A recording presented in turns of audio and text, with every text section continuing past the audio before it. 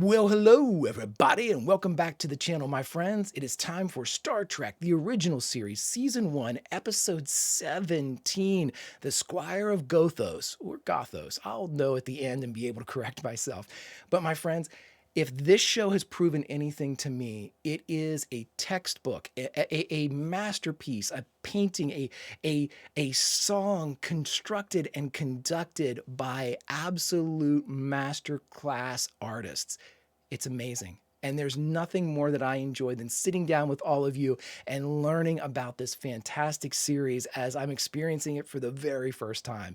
And I couldn't be happier that today's the day I get to continue that journey. My friends, if you could do me a favor, hit that like button, smash that subscribe, ringy ding ding that bell for notifications, and you'll be alerted anytime we go live here on YouTube with any original series, Lower Decks, The Expanse, any of our other sci-fi offerings. You'll be made aware and can join us, my friends. And of course, if you'd like any of those things early or in a full-length format, the link to our Patreon is in the description, my friends. But that's then and this is now, and there's nothing to it but to do it. And my friends, what are we going to do? We're going to watch Star Trek, the original series, Season 1, Episode 17, Squire of Gothos. Prepare to engage maximum warp reaction. And away we go.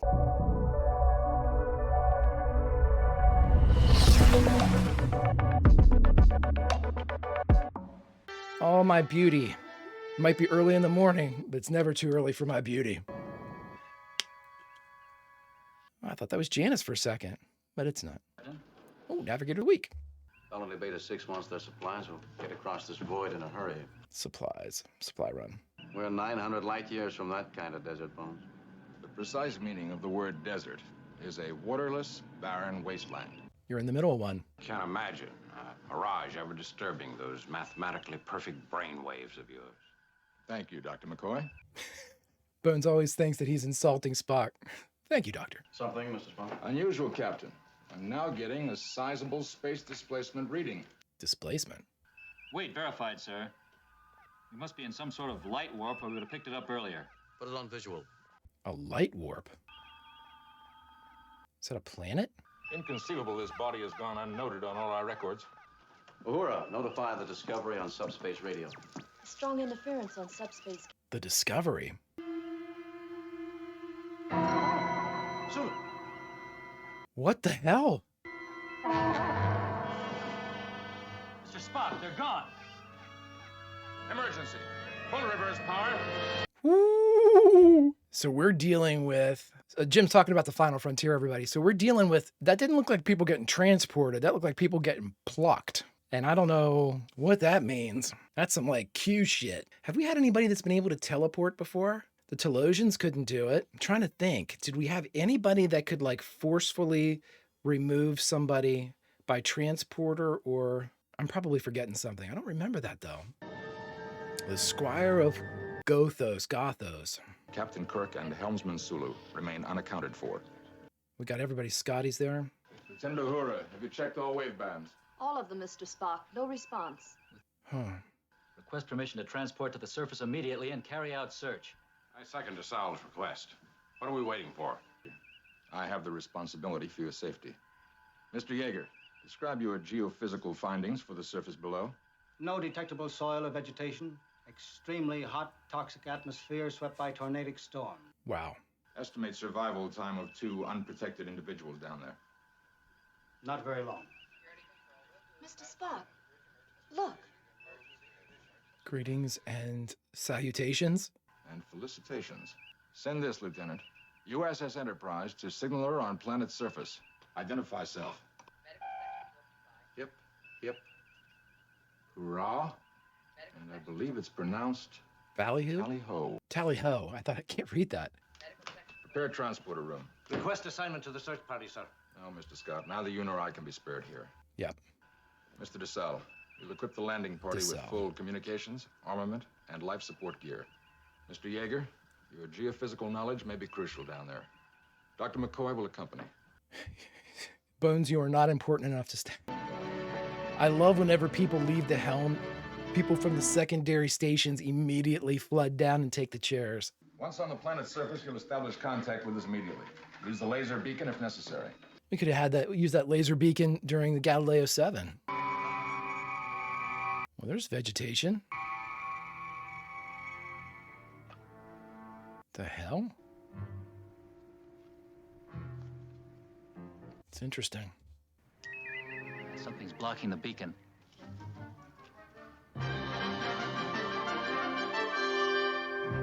What's with the fanfare? Is the king coming? Did his kingdom come?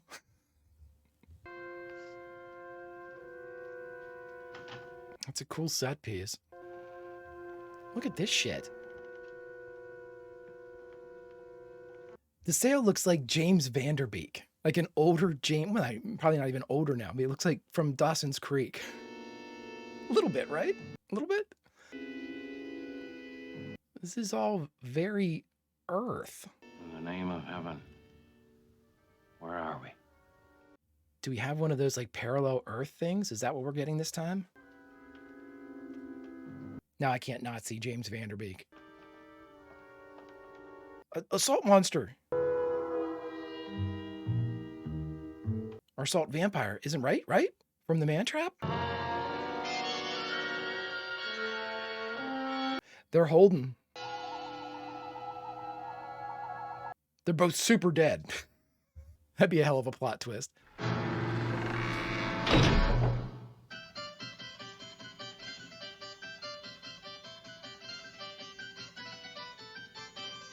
Liberace?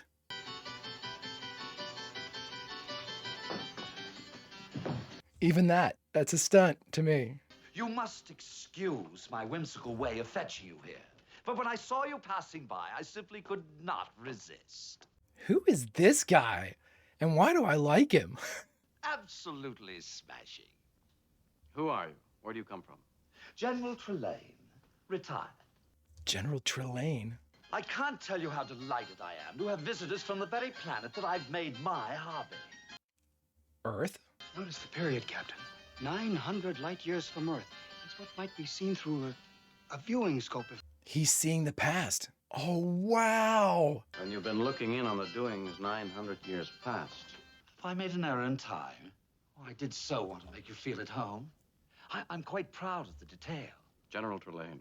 Retired, sir. Retired. I want to know all about your campaigns, your battles, your missions of conquest. I love this guy.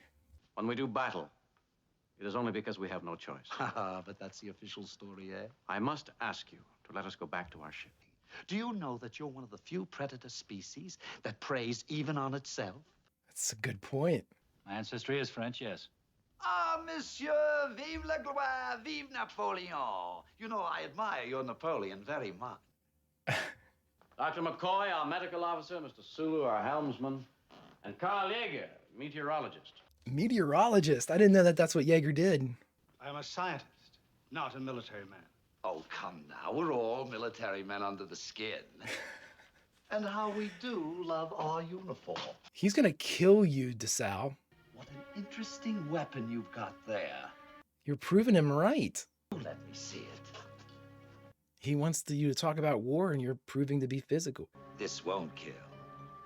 And this will.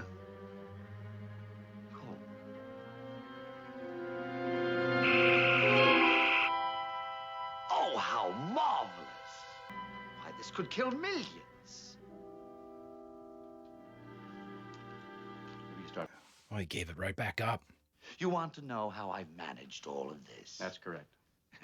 We perfected a system by which matter can be transferred to energy and back to matter again. Like the transporter system aboard the Enterprise. Transmutation. You see, we not only transport matter from place to place, but we can alter its shape at will. That's an incredible power. I was joking about Q earlier, but... Apparently, you need another demonstration of my authority. Oh, that's very Q. Oh, that's the planet's surface without the change. Now, that's a sample of the atmosphere of this planet outside my kindly influence. Now, you will behave yourself hereafter, won't you? Or I shall be very, very angry. Ooh, we haven't had one of these in a while.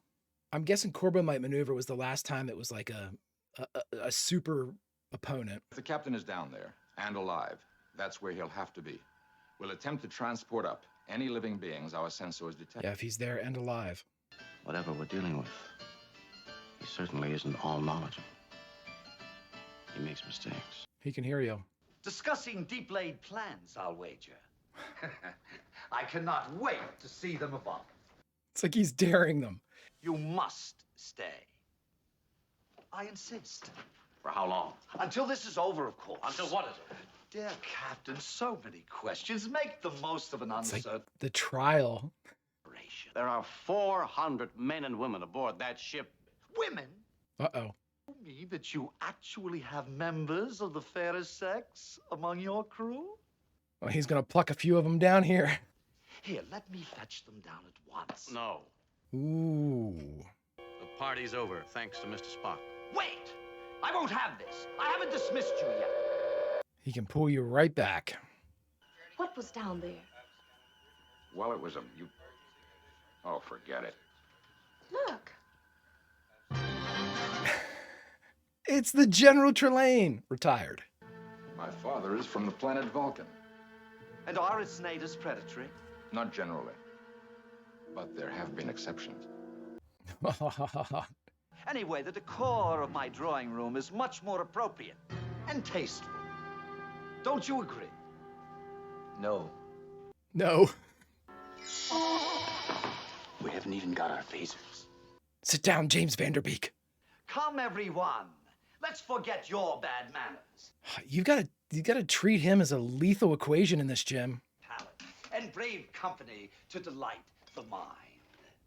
Come, Doctor. I was gonna say you're speaking Bones' language.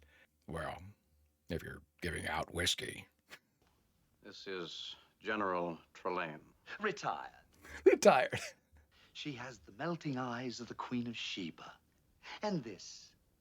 Is this the face that launched 1,000 ships and burnt the topless towers of Ilium? Fair Helen, make me immortal with a kiss. Yeoman Teresa Ross. Teresa Ross. Yeoman Ross. You do realize, don't you, that it's in deference to the captain that I brought you here? Affirmative. I know what you're doing. Is that what you're doing, challenging me? I object to you. I object to intellect without discipline. I object to power without constructive purpose. Look at Kirk. Kirk, find somebody that looks at you the way Kirk looks at Spock. Oh, I don't know how to play this. Of course you do. This is some like high level power. It's not just transmutation. He gifted her with a skill. I knew Bones would be drinking. I knew it. No, this is fairly excellent, Jim. How far did we go along with this charade? Until we can think our way out. I was going to say, what choice do you have? Eat, drink, and be merry. Water 100 times better than his brandy. Nothing has any taste at all. Really? He can't be all-powerful. Which means he has something helping him. Evidently. Machine. I hope it's not a machine that does it for him. Ah, yes, that's more of what we want. The dashing warrior and his elegant lady. I mean, we've seen stuff like this before on Shore Leave, too. Machine with the ability to turn energy into matter. Be extremely sophisticated. Like a computer, only much more. I don't look. I just want magic. Yes, I want you to leave my crewmen alone. I want you to leave my crew women alone, too. You don't have to dance with them. I don't like it. Did it actually make you angry, I Captain? don't want you accepting his gifts either. Captain, please don't. Why, I do believe that the dear Captain is jealous of I don't me. care what you believe. Just keep your hands off her. I've had enough of your insulting attentions to her. Of course you have. After all, that's the root of the matter, isn't it? You fight for the attention, the admiration, the possession of women. If it's fighting that you want, you may have it. Oh my God, Are he'll you love this. challenging me to a duel? If you have the courage. Oh, this is better than I...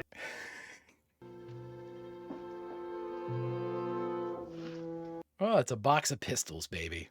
Just like the pair that slew your heroic Alexander Hamilton. Wow. I never miss. Trelane doesn't strike me as somebody that's like necessarily evil, though. He just seems like a trickster. Very much like Q. And our only hope of escape with the Enterprise lies in playing his games. You're with me, James Vanderbeek. And everything depends on my one chance with the ancient dueling pistol. It would have been really cool if Trelane had answered the captain's log, like he could have heard it. That'd have been so cool. As the one challenged, I claim the first shot. We shoot together. It's my game and my rules. But if you need to be persuaded... This isn't how dueling works, if you've been observing it. It's a little shaky there, a little unsteady. And now, Captain, how do you have the expression? My fate is in your hand. Love it. In duels, that's what they do if they didn't want to actually fight. Shoot him in the air.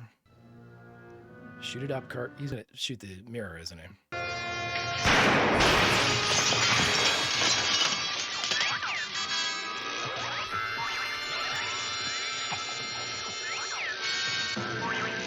You've ruined everything. I like the cartoon sounds. Wing! Go back to your ship, all of you, and prepare your all dead men. You especially, Captain. Wow. Oh, all of his power's not gone. This is the captain. Commence beaming up. Maximum speed. Better haul ass. Course for colony Beta 6. Yeoman's still in the dress. Standing by to warp it. Watch the planet chase him. May I take a moment to change? Yes, I think you might. Turn on your glass slippers. The ball is over. Gladly, Captain. I love you, Jim. Captain, we're about to warp. Large body ahead. It's the planet. Collision course. Hard to port, Mr. Sulu. Woo! Hard over, Mr. Sulu. I'm sorry. This is some high power shit here. Cat and mouse game. With us as the mouse. There it is again, dead ahead. Stop, full stop, full stop. Decelerating to orbit. Prepare transporter room. Captain, not beaming down. Yes, I am, Dr. McCoy. I am going. You have to. Have to. Mr. Spock, if you don't receive a message from me within the hour, leave the vicinity at once. No turning back. If there's a planet chasing you, a trial. The prisoner may approach the bench. I mean, obviously, people have made this comparison before. I'm not breaking new grounds here with Trelane and Q, right? And this time, my instrumentality is unbreakable. Ooh. I've had enough of your games. Oh, the absurdity of these inferior beings. Here we go. And now, Captain James Kirk, you stand accused of the high crime of treason against a superior authority. Gone is the friendly Trelane. Retired. Those people have done you no harm. Inadmissible. We're living beings, not playthings for your amusement. Silence! This trial is over. You are guilty. On all counts, you are guilty. And according to your own laws, this court has no choice in fixing punishment. You will hang by the neck, Captain, until you are dead, dead, dead. Ooh. Trelane's a great character. A fantastic character. I didn't think it possible, but it was. I did it. I was angry. I actually experienced genuine rage. This experiment has been successful. I'm glad you weren't disappointed. Why, Captain, you're still angry. Would that I could have sustained that moment. I love this character. That's your problem, Trelane. Everything is easy. It's giving you a bad habit. You're not aware of it, but you have it. Hey. Getting what you want. Here you have an opportunity to experience something really unique, and you're wasting it. Friendship. But where's the sport in a simple hanging? Oh, I'm intrigued. Go ahead, Captain. What do you suggest? You gotta think your way out of this one, Jim. My money's on you. The stakes, a human life, mine. Look at him. He's like, oh, this is great. This is fantastic. There's still not enough sport in just killing me with a sword. I know. We'll have to have something more fanciful. Let me see. A royal hunt. Predator against predator. Now, you may go hide in the forest anywhere you like, and I shall seek. How does that strike you, Captain? Strikes me. Just fine. But you'll have to make it worth my while, Trelane. Free my ship. Let it continue on its way. In return, I'll give you a contest you'll remember. Always back to your ship. Come on, Trelane. If it will add spice to the pursuit, I accept your terms, Captain. Remember, you must try not to let me find you too quickly. Let me notify the Enterprise that it can go. At your convenience. This guy's got to be a Q. He has to be. I'll try and give you the time you need. Can you hear me? You guys know how I feel about that. I'll buy you some time. Bill Shatner showing his tumbling. Trelane, you're not even going to give him a sword? You must try harder, Captain. This is too easy. He's not going to allow him to get like himself to get ambushed, so. I love Trelane. Talk about a character that needs to come back. I hope he does. He'll just conjure up another one. Touche, Captain, touche. I must confess you scored first. And now let's have at it again.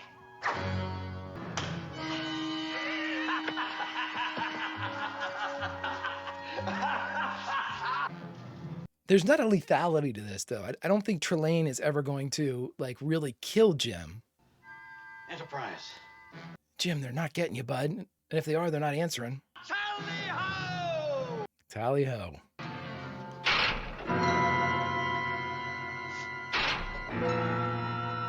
Oh, wow. Remember, Trelane, you promised to let my ship go. Yes, but this is such sport. I must fetch all the others back to play. No, that wasn't the deal. On your knees. Never. On your knees, Captain. No! I order you. I order you. You broke it. You broke my sword. Dare to defy me. In fact, you've got a lot to learn about everything, haven't you? Trelane. You said I could have this planet for my very own. This has gone far enough. Yeah, but you always stop me when I'm having fun. Time to come in now, Trelane. But I don't want to come in, and I won't. I'm a general. He's a kid. We said, come along. But I haven't finished studying my predators yet. If you cannot take proper care of your pets, you cannot have them at all.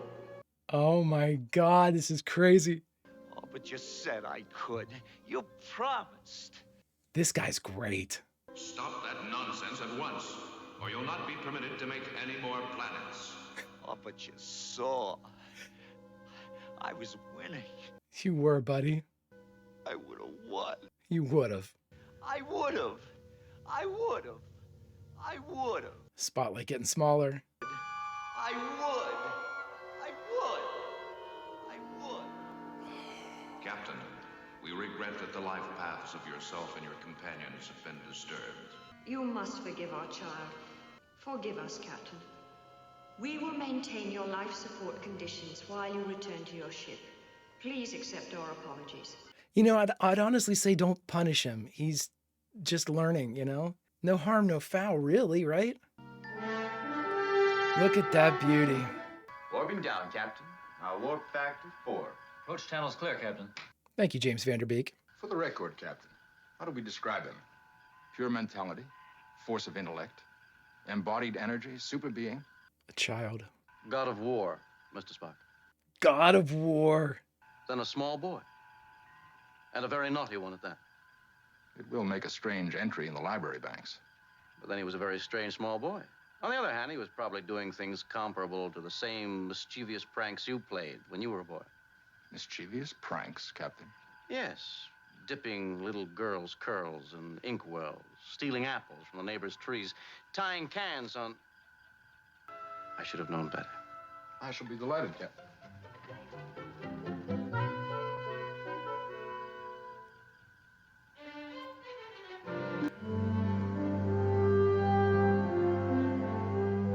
Ah, Don McDougal, good one. Paul Schneider. Oh, great, great stuff. What a cool episode, my friends. What a cool episode. Okay, my friends, we just got done watching Star Trek, the original series, Season 1, Episode 17, The Squire of Gothos. And I tell you what, it was amazing. And it is time, my friends, to talk about it. All right, my friends, we just got done watching Star Trek, the original series, Season 1, Episode 17, The Squire of Gothos. Okay, the elephant in the room here, or, the Q in the alphabet right here, everybody. Trelane and apparently his parents, that type of power I have only ever seen wielded by Q. I know that there has been more examples that I haven't witnessed of the Q continuum, but Q, John Delancey's character is the only experience I've ever had with a being of that level of power. Now, with that being said, we've seen people that have had that type of power. Charlie X had, comparable mental powers and things like that. Just sheer seemingly insurmountable power we've seen in the Corbomite maneuver. It certainly looked like, it was death for the Enterprise in that one.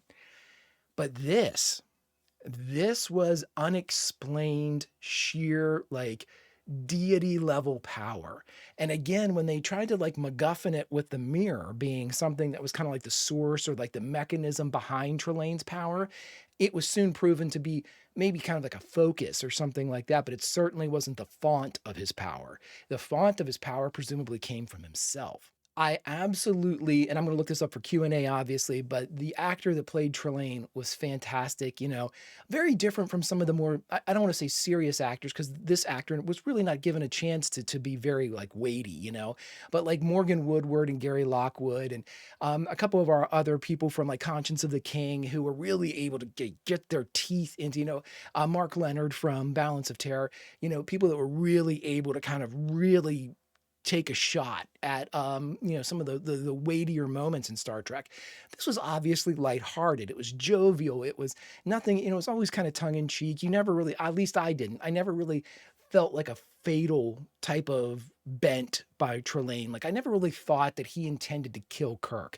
I think he was trying to play a part. He was in a play, he was in, this is the way that humans are supposed to act. And of course, at the end, when you find out that he is in all essence or all intents and purposes a child, that makes sense. He's play acting, Now, with that also being said, Trelane could have been one of those kids that likes to burn ants up with magnifying glasses or, hurt animals or something like that, something really, troubling. But I didn't get that from him because he didn't hurt anybody, even though he said he didn't like Spock.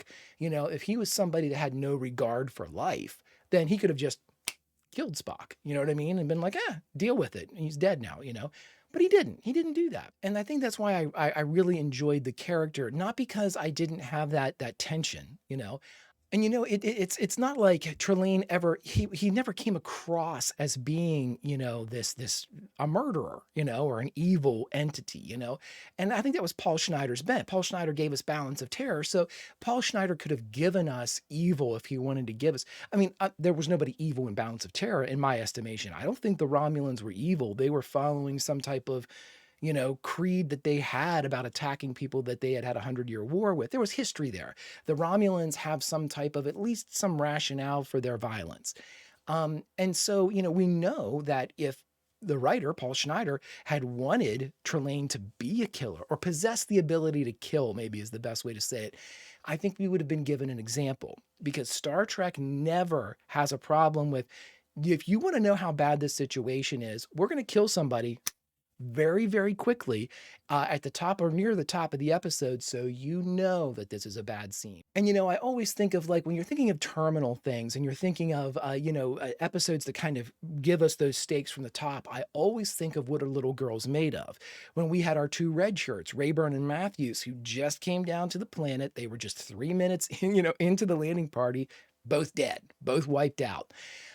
So it's, this show has no problem giving you those high level stakes and making sure that we as the audience are aware of these high level stakes from a very early part of the episode.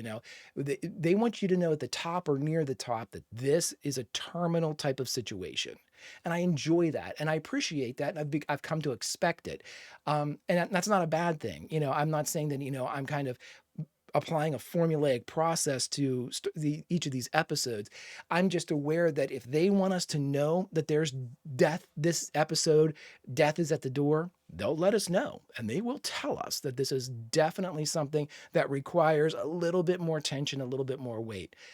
But this has the same type of feel of Shore Leave, you know, where Shore Leave could have easily been a much more diabolical, nefarious bent by the caretaker, you know, where this planet, while it looked like it was fulfilling fantasies, was actually, you know, a murder house type of place.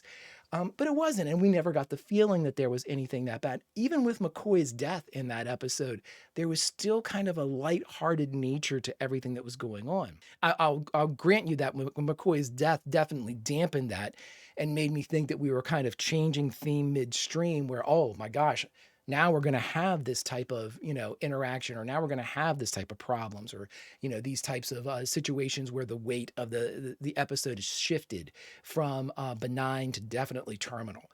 But again, I think that with this one, I never got that sense. I never got we never even had an example, you know, like a pseudo McCoy death by Trelane to kind of, you know, falsely raise the stakes even. And so with that, I was able to appreciate it and enjoy it and not really have to worry about any of the peripheral members that were down there. You know, like Yeoman Ross, who was dancing with Trelane. I never feared for her. I never thought that, you know, she as an officer of the Enterprise would be, you know, subject to death or you know, some type of murder by Trelane. You know, I wasn't even worried about the Seo. I didn't think that he would have any problems either, even though he tried to like take a shot at Trelane. So it was interesting. You know, initially when I was still trying to suss out what Trelane was, I thought, you know, when he was creeping up and you could see him in the mirror, I'm like, he's going to kill you, dude. But he didn't. And that kind of set the tone for the episode. Very excellent. These are the type of episodes that I think are needed. We can't have no show ever can have one distinct tone. It can never be, you know, I think in many ways, this is definitely a tangent right here.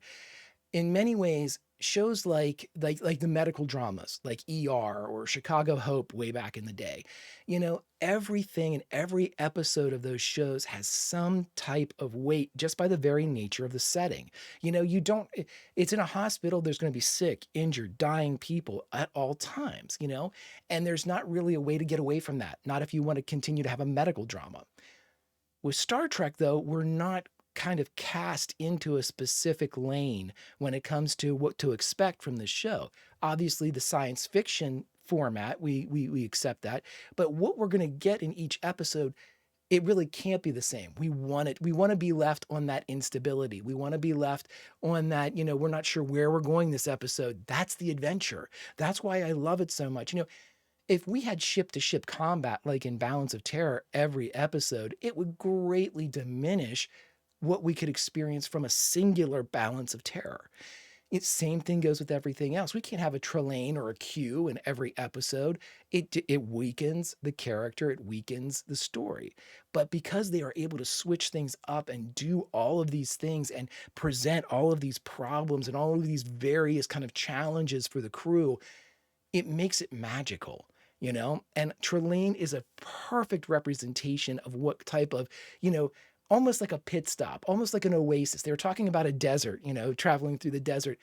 I view Trelane and this episode of The Squire of Gothos as an oasis in the desert, where it's like, okay, we get to have some fun. Even though it's weighty, not weighty, but it's like you're wondering, oh, like how bad is, you know, Trelane?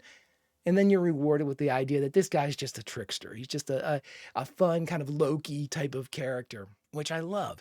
And that's what's needed. That's what's needed to kind of, you know, even Uhura was enjoying herself when she's like, oh, I don't know how to play this. And he's like, sure you do.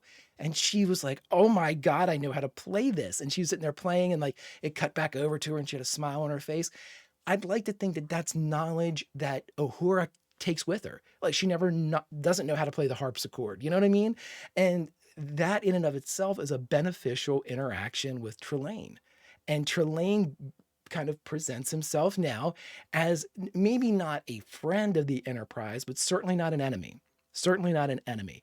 And I think it's somebody that if they would ever meet again, which boy, I would love for them to meet Trelane again. If they ever met Trelane again, I think it would be a different type of interaction in that, almost like an embarrassed, that he was kind of chastised by his parents in front of Kirk.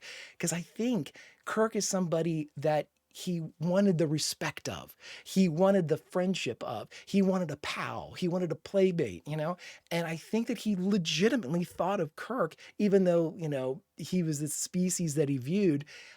He viewed him as somebody he wanted to play with, an equal, not a pet. It wasn't like Kirk was a dog to him or a horse or something like that. He was somebody that he literally valued the opinions of. And when he came up with the hunt idea, Trelane loved that. What a great game to play, And at no point did I ever think that he wanted these games to end in violent means. These violent delights that he played in never really were going to have a violent end.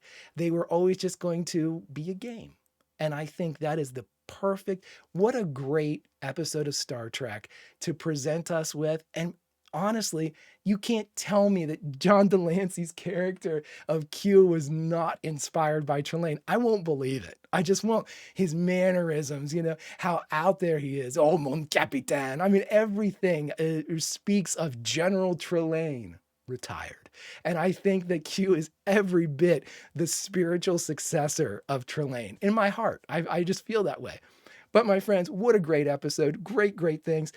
If you could do me a favor, hit that like button, smash that subscribe, ring that bell for notifications, and you'll be alerted anytime we go live with any of the original series, Lower Decks, any of our sci-fi offerings, you'll be here. And my friends, if you want any of that stuff early or in a larger or longer format, link to the Patreon is in the description, my friends. But that's all I have because I don't have the background information of a Q.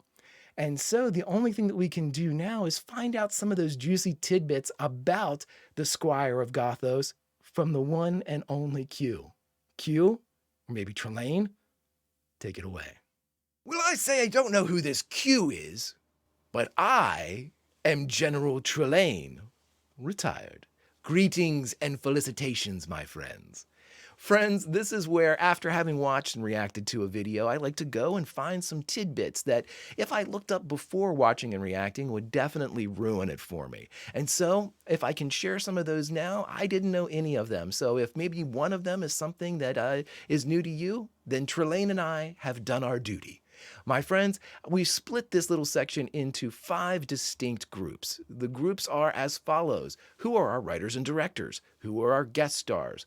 Was the core cast present? And if so, how many? 4 production notes, and 5 normally was reserved for syndication cuts. But because there have been so few these last couple episodes, I decided to, if we don't have any syndication cuts, we will instead go with some memorable quotes. Now, my friends, for our first section, writers and directors, our writer of this episode was Paul Schneider. The last time and first time we saw Paul Schneider in the Star Trek universe was for Balance of Terror. Arguably, not arguably, in my mind, the best episode that we've had to date.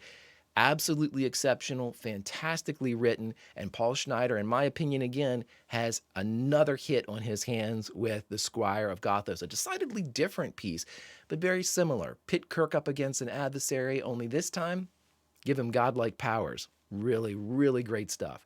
Our director was Don McDougall, and this is Don's first time among the directors of Star Trek.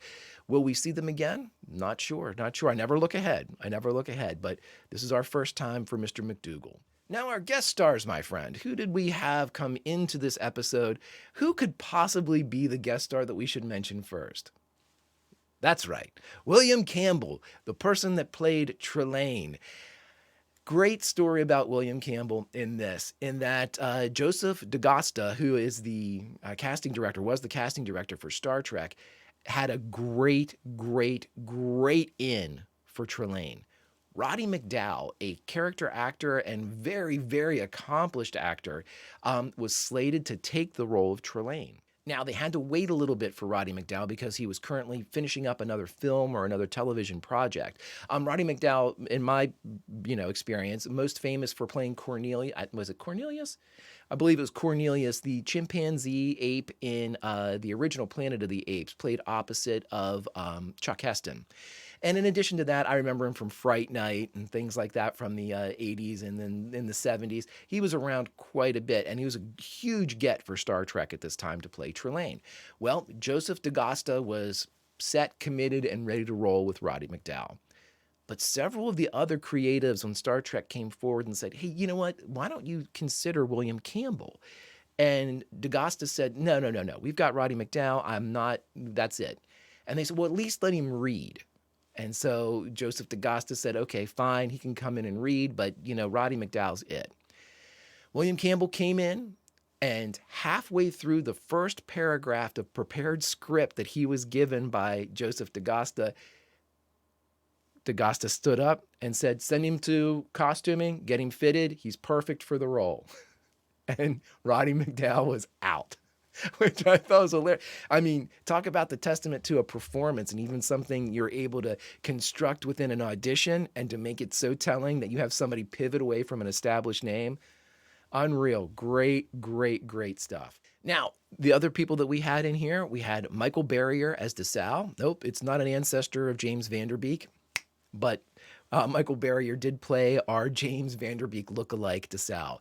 Richard Carlisle was Jaeger, and Vanita Wolf played our yeoman in this. Now, Vanita had a very interesting story, too. She played a lot of bit parts. I saw from her kind of IMDb. She had a lot of, very small, one-offs, cameos, types of things. But she was able to get all of these kind of invites to be on these different shows because she was a beauty queen of some renown in California. If there was a sash to be won, apparently Miss Wolf won it. And so with that kind of recognition, she was able to transfer that or parlay that into a pretty decent kind of, ongoing couple-year career in Hollywood. Way to go. Now, our core cast. All hands present and accounted for. Uhura, Scotty, Sulu, and of course the big three of Spock, McCoy, and Kirk. All of them were there, all of them accounted for. And now our production notes, my friends. These are really interesting, especially with this one, because now for the first time that I was able to uncover, we have a deliberate Easter egg put in here by the creatives. And here's where it was. When they get down to Trelane's castle and walk inside, and they see as a trophy the salt vampire, later to be disintegrated when he gets a hold of DeSalle's phaser. When McCoy sees the salt vampire and looks at it kind of frozen in trophy, the score for the man trap cues up for a few beats and then disappears when McCoy looks away. So for my money and from what I've been able to find, this is our first callback. Inside the episodic, they get a little serialized to let us know it's the salt vampire. You're right. I love that. I couldn't love it anymore. Now, we did mention that at one point Trelane disintegrates that salt vampire and then fires again and disintegrates another one of his trophies. This trophy is very brief, though. You only see a couple frames of it before it kind of glows and disappears. This is actually a long-legged, kind of stripe-legged bird costume that was briefly seen only one other occasion, and that was in The Cage as one of the other captives opposite of Pike in the menagerie. Great stuff. Now, here is what I really thought was interesting and kind of a testament to, we always talk about this, about stunts and, someone can get injured and it could really screw up the schedule, especially with something as tight as the original series. Here we go. During the fight between sword and stick that Kirk and Trelane were having towards the end, at one point in the choreography, right after Trelane hits the tree and the branch comes down and Kirk picks it up as a weapon, the choreography states that Trelane was to fall back and then defend with the sword as Kirk came down with the swipe from the stick. Well, all of that it looked good and it went well, and the cut we see is the cut where this happens. But when William Campbell falls, he plants his sword arm down and dislocates his shoulder upon landing. Now, Bill Shatner continues along with the swing, not knowing that he had been hurt. William Campbell didn't stop or call for a cut. Instead, he moves the sword up to block the branch as it comes down. Now, if you look back, you can see or potentially see two things. I only saw one. You can see Campbell grimace in pain. And many people have said that if you look closely enough to the shirt area of the sword arm, you can actually see his shoulder reset. Now, full disclosure, I looked back and I could not see that. So maybe, I don't know if that's kind of wishful thinking or somebody saw it earlier or something like that, or maybe you all can see it and I just missed it, which is very, very likely. But I thought it was an exceptional way to show that when you're in this and you've got a role, you don't want to be a problem back then. And William Campbell was willing to literally put his body on the line to get the shot and not have to redo all that choreography.